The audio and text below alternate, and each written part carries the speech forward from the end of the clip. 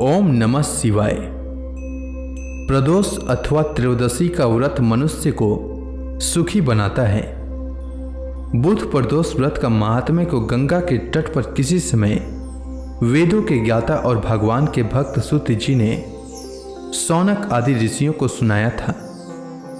सूत जी कहते हैं कि त्रयोदशी का व्रत करने वाले को 100 गाय दान करने का फल प्राप्त होता है।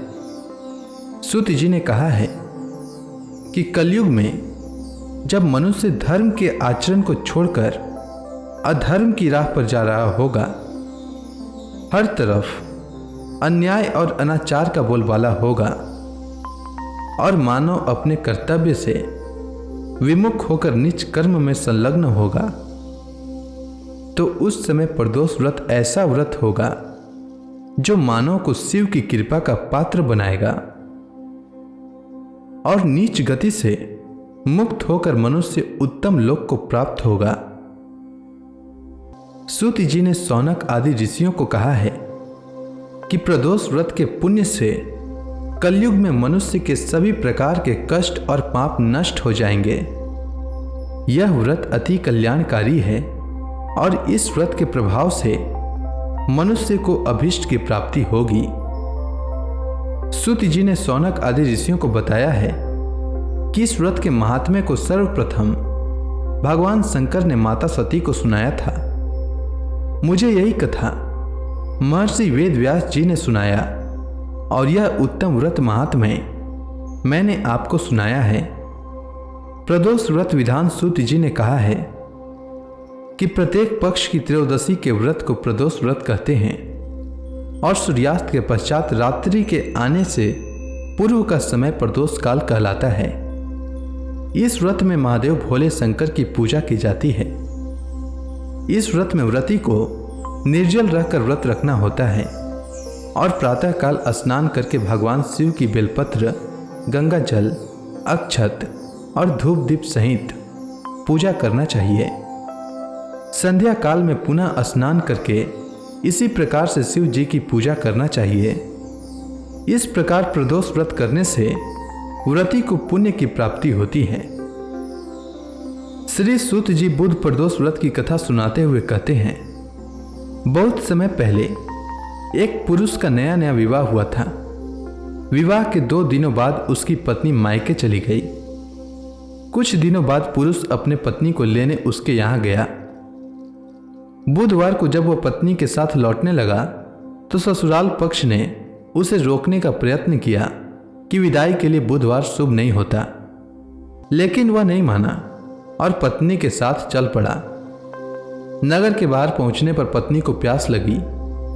उसने अपने पति से पानी लाने के लिए कहा तो पुरुष लोटा लेकर पानी की तलाश में चल पड़ा और पत्नी वहीं पेड़ के नीचे विश्राम करने लगी।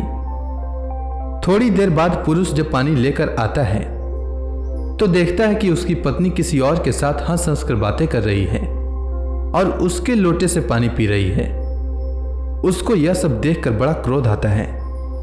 वह निकट पहुंचता है तो वह देखकर आश्चर्य रह जाता है कि जिस व्यक्ति को देखकर वह क्रोधित हो रहा था उसका शकल उसी की भांति था।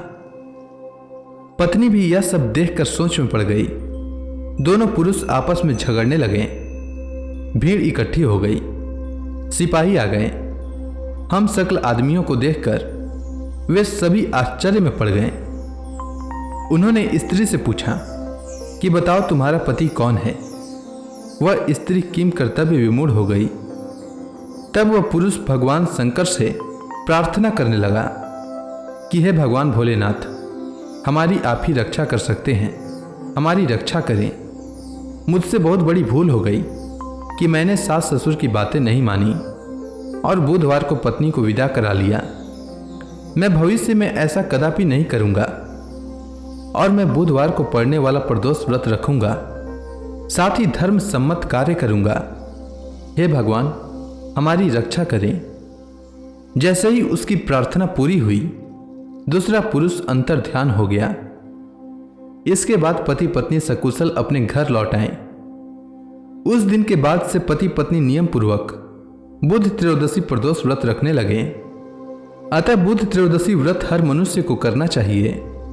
भगवान शिव और माता पार्वती को प्रसन्न करने के लिए मनुष्यों को प्रदोष व्रत करना चाहिए। इस दिन भगवान शिव की विधि विधान से पूजा करनी चाहिए। धार्मिक मान्यताओं के अनुसार प्रदोष व्रत के दिन विधि विधान से भगवान शिव की पूजा और व्रत रखने से भक्तों की सभी मनोकामनाएं अवश्य पूर्ण होती हैं। इस व्रत को रखने से 2 गायों के दान के बराबर पुण्य फल प्राप्त होता है। तो इसी के साथ बुध प्रदोष व्रत की कथा समाप्त होती है। उम्मीद है आपको बुध प्रदोष व्रत की कथा अच्छी लगी होगी। धन्यवाद।